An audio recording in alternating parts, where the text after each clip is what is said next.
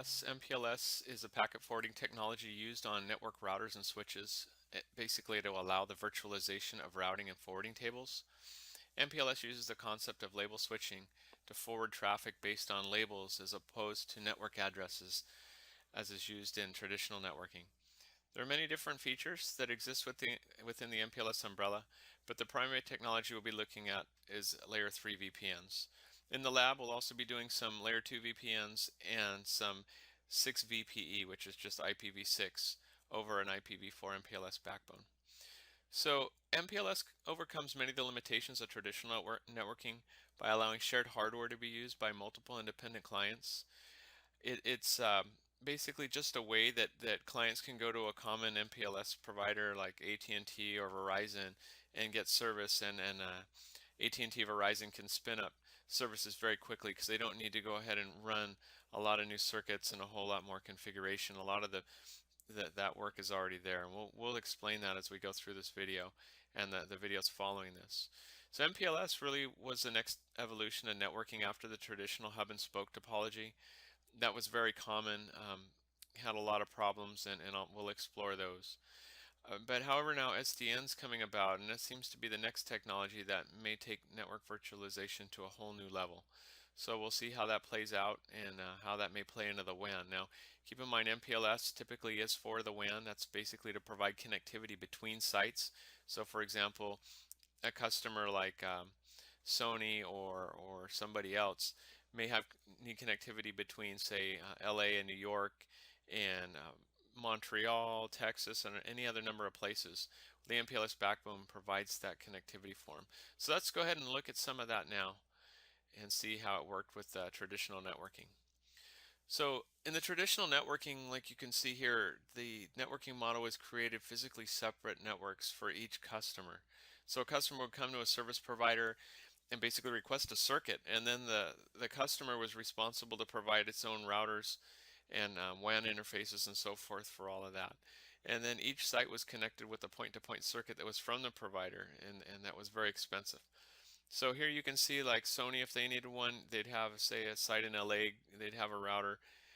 They get a circuit from the provider, which is right here basically, and then that would go to another site and connect Sony in New York. And same thing, I just illustrate two more customers here, Dell and JetBlue. So all these customers all have separate networks. They all have their own dedicated circuits. It wasn't very efficient with bandwidth. It wasn't very efficient for the customer, and there was a lot of challenges. So let's look at the challenges with the hub and spoke. So this is a traditional network design. This was where hub and spoke was used. It was used quite often. In this case, typically a data center or a pair of data centers would have big head-end routers, and it would usually be more than one if the customer was any size, because it needed to support a lot of circuits coming into it. And this was typically low bandwidth circuits like T1s, maybe a DS3, but your typical TDM type circuits. And so every site had a dedicated circuit, dedicated point-to-point. So for example, here Remote Office 1 had a circuit that went back to the head end. It may even have a circuit, like I said, that goes to another data center if redundancy was needed, if that site was critical. Another office, same thing, another point-to-point circuit, and would do that for every single office that they had. And so this head-end router, if it failed or if you had to do maintenance on it, well, it took everything down behind it. And so that's quite an impact. Now, if you do go for redundancy, well, you've just pretty much doubled your cost because now you need additional circuit and additional head-end routers. And so this was a problem because it was hard to get a really high bandwidth router with a lot of capacity for these circuits. And so you'd see a lot of low bandwidth per site, a lot of T1s or even fractional T1s. And if the spoke, say Remote Office 1, it needed to talk to Remote Office 2, it actually had to come all the way up to the hub router and then come all the way back over to the Remote Office number 2. So there was some increased latency there and some inefficiencies with the bandwidth by doing that. So obviously this design did not scale, and it was very expensive. So this is where MPLS came along. And so the MPLS topology now basically took the provider network and started doing layer 3 instead of just layer 2. So now the provider is actually connecting with the customer and exchanging routes. Now the benefit here is that we can use a lot more bandwidth, and we can scale a lot better because multiple customers can go on the same hardware. So for example, in this topology, you can see JetBlue here in the orange, this orange color, comes to a PE router. This is all the provider here. So what we're looking at within the cloud here, everything on the cloud is the MPLS service provider, as it's stated in the center. So we'll go to the provider edge router that JetBlue would connect in. Well, JetBlue now doesn't need a point-to-point circuit all the way back to, say, its head end. Say LA is the head end. Doesn't need a point-to-point circuit there. So now JetBlue, every time they want to connect, they just call the provider. Provider just extends the connection out there to them, and then they don't need to be able to bring that connection all the way back. The provider does that for them. So every single time a new site's added, it just comes into JetBlue's routing instance. And so Dell would do the same thing. And you can see here, we've got shared hardware. So the provider's PE routers allow multiple customers to coexist on the same infrastructure, but keep them completely separate. So the customers don't even know that they're on the same hardware. They're guaranteed certain service levels, and that's pretty much it. They all their connectivity flows through, and it looks to them just like it's a cloud network. And that's really what this is. It's just a cloud network. Okay, so some of the benefits here, MPLS benefits, there's actually quite a lot, but these are some of the key ones. So there's a lot of elimination of redundancy. So MPLS eliminates the need for multiple costly disparate networks and long lead time turnup activities like we had in the earlier slide there, where everything was physically separate and connected. That took a really long time to turn up, and now for the provider it's just a matter of some configuration that they add on most of the routers, and then just extend a circuit out to the local site, which is a lot easier than trying to create the entire backhaul like it was done traditionally. And that's it. It's just it's a lot of just configuration, and you can spin up connectivity very fast. So it also improves efficiency. It pools resources for efficient use of bandwidth and network hardware. Before, a lot of bandwidth, especially on TDM, it was provisioned, and that bandwidth was spoken for even if it wasn't being used. So if a customer only had a little bit of bandwidth going, well, nobody else could take use of that bandwidth, and so that was very costly for the service provider. It also provides the ability to activate, modify, decommission networks extremely fast. Like I was saying, you could just some configuration and you can spin up a new customer network in a matter of probably 5 to 10 minutes, or if you automate it, just within a few seconds. And applications can operate at maximum capacity without affecting other applications. Basically, can run QoS on there, and at that point, if bandwidth's being used, then it will be guaranteed as long as it's within the limits within the service levels. And if it's not being used, well, then it's possible for other systems to do that. So at that point, what happens is service providers will oversubscribe their WAN circuits through their backbone, and that will allow them to reduce their costs. So it also, MPLS reduces the need to, eliminates the need to operate many dedicated routers and WAN circuits like we saw in the hub and spoke. There's much improved scalability. The traditional network model is unable to respond quickly to demands for new applications and services. However, MPLS allows the network to grow, change, or be reduced without purchasing new hardware or procuring additional circuits. So if a customer comes on, like I said, some configuration. If a customer goes, also some configuration removed. If additional bandwidth is needed, the provider can simply increase that bandwidth, maybe by, in this case, increasing some capacity they have within their backbone. And it also improves the reliability. There's a lot of new features that's in MPLS that makes it so much more reliable compared to traditional networks. There's rapid fail detection, and there's just a ton of features. You can actually reroute traffic really quick. There's traffic engineering to make use of alternate paths, and it's a whole lot more reliable than the traditional network was.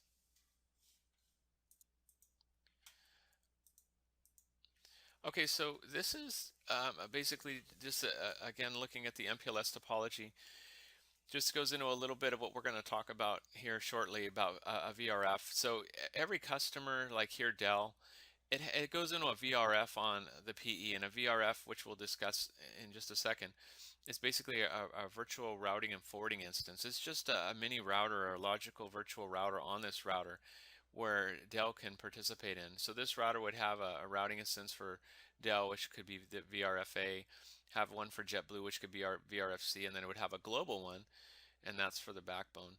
So that happens, and every single time that a customer comes in, it comes in with the same VRF. So here you can see JetBlue on this north up here in Seattle has VRFC, but JetBlue in LA also has VRFC. And then JetBlue over here in Maine, well, it's also in VRFC. And so now VRFC can all communicate with each other. And then all of those systems, they talk together as if it's just one cloud network. And if a new one needs to come in, we just more comes in. Now I did expound this a little bit. Now I show the route reflectors, and we're going to talk about route reflectors, so I wanted to show those to you here. And those are just a way to be able to scale out the network even easier. Okay, so let's look at the types of routers. Up here on the previous slide, you saw we have PE routers, P routers, route reflectors. Actually here where you see Dell is where we would have a CE router, or JetBlue is a CE router. So let's look at those real quick. A P router is just a provider router. That's used within the MPLS backbone itself, and that's just for transport. It typically only runs an IGP, that's an interior routing gateway protocol, such as OSPF or ISIS. Those are the two most common. There's actually no BGP pairings on the provider routers, and the provider routers, ironically, do not have knowledge of the customer routes, and that's one of the reasons that MPLS scales so well. So connected to the P routers being the central point of the provider cloud, are the PE routers. Now the PE routers are what actually, those are called the provider edge routers, and the reason they're called that is because they are at the edge of the network for the provider. Connected to the PE routers is a CE router, the customer edge router. So the PE router is what does all the label switching there. It actually is the label switch router. It appends labels. The provider router also has labels. However, the provider edge is where the labels start. So it gets an IP packet on the provider edge, comes in, and then it's labeled. And so this is the router that has knowledge of the customer routes, and it actually peers directly with the customer equipment. Okay, so let's just talk real quick about the customer edge. So the customer edge router, the CE router, that typically has an eBGP pairing with the upstream PE. So if we just go up back to here, we'll see like here at Dell, the CE would go to the PE, and there would actually be a routing protocol across there. And so that's what that means. So in addition, let's look at the route reflectors. And a route reflector, it overcomes a limitation with IBGP. I don't know if it's a limitation per se, but it's just the way that it operates, the way that the routing is done. So if you're doing an IBGP peering, you typically need a full mesh, which means every single router needs to peer with every other router. And that obviously does not scale very well. So a route reflector takes that problem away, and what happens then is the PE routers, they will establish IBGP sessions only with the route reflectors. And then the route reflectors are used to perform routing lookups for the PE routers for next hop information. And the route reflector is very scalable because all it's doing is just exchanging route information. It doesn't actually transit any customer traffic. So the customer traffic never goes through the route reflector. So those are the main device types that you'll see that we'll be working with in the MPLS network. Now we don't use a route reflector due to space limitations in the lab and due to the size of the lab. However, it's something that you can do to scale out, so I want to make you aware of that. Okay, so MPLS has label switching, and like I said before, if we just go up here one more time, traffic comes in, the PE router labels it, and then that goes between the P routers and then across to the other PE routers, and there's labels on there. So let's talk a little bit about the labels. So an IP routing protocol is basically used within the MPLS backbone, such as OSPF or ISIS, to establish reachability to destination networks. That's within the backbone. Again, it doesn't use BGP or anything like that. The label distribution protocol is typically LDP or TDP. That's label distribution protocol or tag distribution protocol. That's used to distribute labels for destination network mappings. So as a packet comes in, an IP packet comes into a PE, a label is assigned, and then it's sent out further to the rest of the network with the label attached till it gets to the end, and then that label stripped off, which re-exposes the original IP packet. So the Ingress PE router receives the IP packet, performs a packet classification into a VRF, it assigns a label, and then forwards the label packet into the MPLS network. The core P router switch packets based on the label value, and it doesn't have any knowledge of the customer routes. Again, that's what really makes the provider network scalable.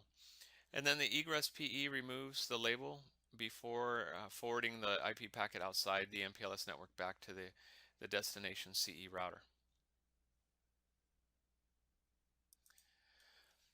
Okay, so up until this point, I've been telling you about MPLS label and the forwarding of that, and it probably isn't very clear. So this slide here is to help represent that. This is a form that basically show you how this goes. So in the traditional networks, when IP routing occurs, every router looks at the IP packet, looks at the routing on there, and does a lookup for it, and then forwards it across. The next router does a lookup for that in the routing table for that prefix, sends it on its way, and so forth, all throughout the network. Well, in MPLS, the assignment of a packet to a forwarding equivalency class or FAC is just done one time, and that's as the packet enters the network on the PE. So the FAC to which the packet is assigned is encoded a short fixed length value known as a label. And I've been talking about labels all along. So when a packet is forwarded to its next hop, the label is sent along with it. So the packets are labeled before they are forwarded. A big benefit with that is that at the subsequent hops, there's no further analysis of the packet's network layer header. Just the label is used as an index to basically forward the packet through the LFIB, which is the label forwarding information base. That's where the next hop is specified, and then a new label is assigned. And so the old label is replaced with a new one, and the packet's forward to the next hop. So let's look at that as that goes. So here we get an IP packet with a destination of 171.68.10.12. That comes in from a customer, and it hits the PE router and interface 4. So it comes in interface 4.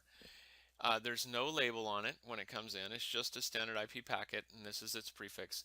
It goes out interface 3, and label 5 is assigned. So as that packet's sent across to router A, it comes in interface 0, and it just says, hey, I've got an input label of 5. I'm going to go out interface 1 and reassign it to label 3. That goes over to the next router, which performs the same process until it gets to the last router, where it's handed off to the customer and that label's stripped off. So that's basically how label forwarding works through an MPLS network. Okay, so that labeling there basically creates what we call a label switch pass. So let's talk a little bit about label switch pass. So label switch pass, they derive from the IGP routing protocol. They may diverge from the shortest path. So in traditional networks, the path of that data takes is almost exclusively the IGP, the shortest path. So it can diverge from that with the MPLS TE, that's traffic engineering, which, as you can see here on the second one, it may actually come down a little bit longer path, and that allows network engineers and administrators to be able to make better use of bandwidth by doing that. So some traffic may actually cross the shortest path, and some may take a different path. But typically, as you see on the slide here on the left, it'll come in and it'll take the shortest path to go through. So a label stack is used for packet forwarding. There are two labels typically. The top label indicates the BGP next hop. That's the IGP within the MPLS backbone. And the second level label indicates the outgoing interface, or VRF. So that's a VPN label. So what would be like a customer VRF, a customer label. Okay, so now that we've talked a little bit about label switch paths, let's go ahead and move on to layer 3 VPN. So the layer 3 IP VPN, what that is that's basically just to transport customer routes across the MPLS backbone and keep them isolated from other customer networks. So each customer effectively gets their own layer 3 IP VPN across the MPLS network.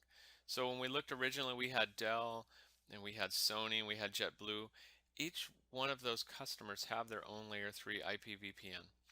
So the technical thing for the layer 3 VPN is basically an IP network infrastructure delivering private network services over a service provider's infrastructure. So a service provider will allow multiple private networks to exist over their infrastructure.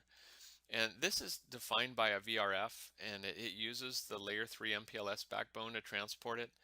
Again, it's very scalable and easy to provision. And what's really nice about this is the customer IP space can overlap. So JetBlue and say Dell can have the exact same IP space. In fact, most of these customers do, because obviously they're using, for the most part, RFC 1918, which is the private addressing. So it can overlap, and then there's QoS available for the customer needs for their applications, depending if they have voice or video or something critical, or maybe some big bulk data that's not quite as critical. There's different QoS parameters that can be used that would work with the provider backbone for classifying traffic. It's very easy to control access, and it's easy configuration also for the customer. It's very easy for them to set up. And you'll be doing that as you get into the lab. Okay, so what is a VRF? That's we've been talking about VRF, virtual routing and forwarding instance. Let's get into the details of that. It's typically used on the PE router. It creates, as I had said, a virtual routing instance to support the customer data. The VRFs, they maintain separation from the global routing table and the other customer VRFs. So a PE router can have many routing tables on it. It have the global, which is just used for the MPLS backbone so that all the MPLS routers can talk to each other. And then there's these VRFs, and that's the customer VRFs. That's their own routing tables there. So many VRFs can be used on the same PE to support a lot of different customers. And each VRF, it contains a route distinguisher that's locally significant, and it gives routes a unique identifier. And that's actually what allows the customer IP space to overlap.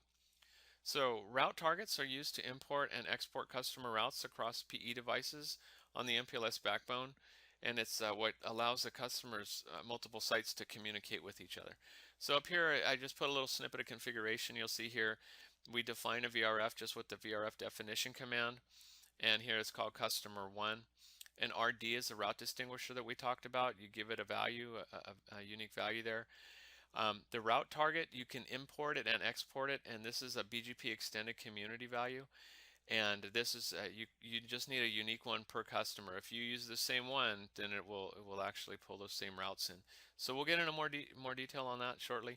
But this is the very basic here. Just this is the how to define a VRF on a router, and that's basically what a VRF is.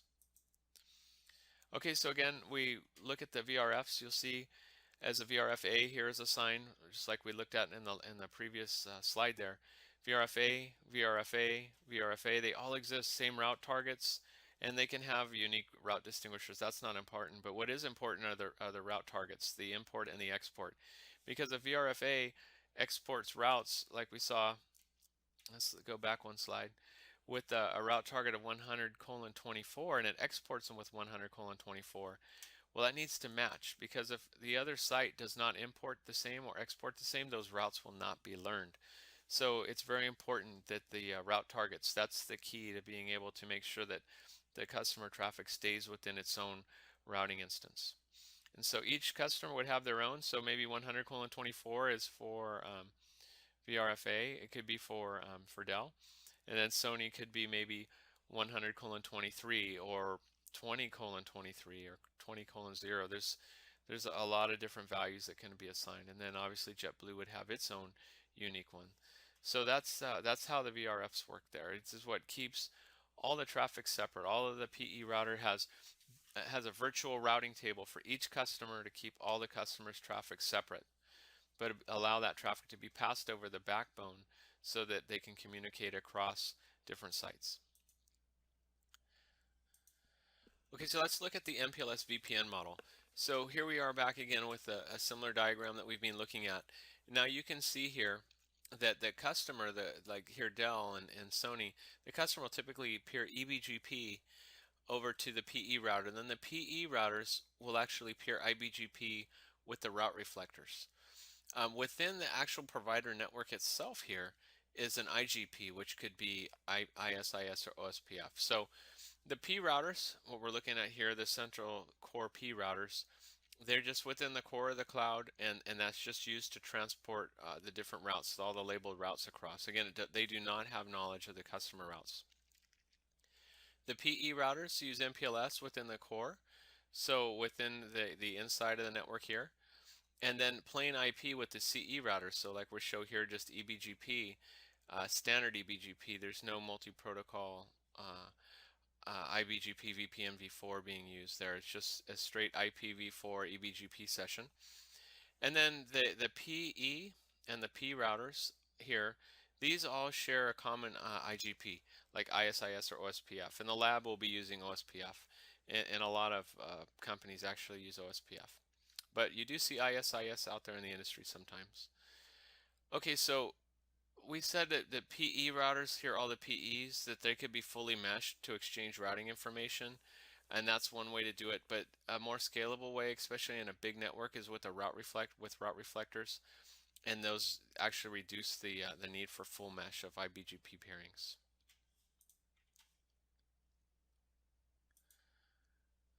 Okay, so let's look at the VPN model with the routing. So we talked a little bit about this. Let's look at it in more detail. So here we've got CEs. We got CE with Site 1 and CE with Site 2.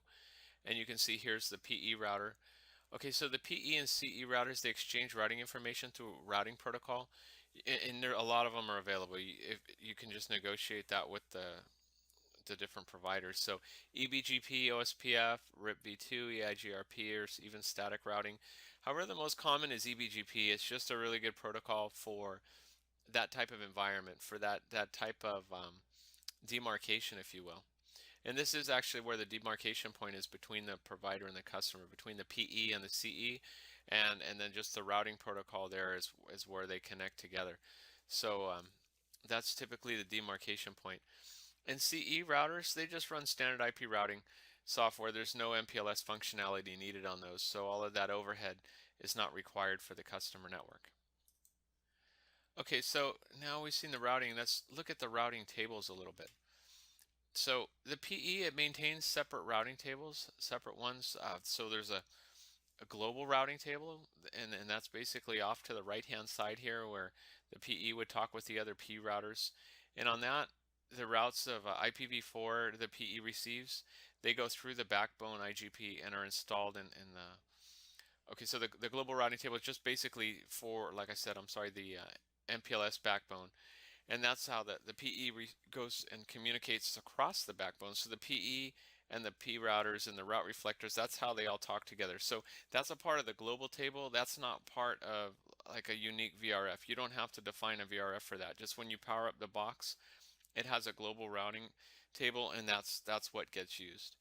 Now the VRF forwarding table, those are the other like virtual routing instances that get set up on the box. Those are what the PE talks with the CE.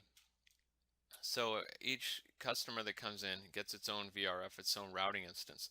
And so a PE actually maintains quite a number of routing instances.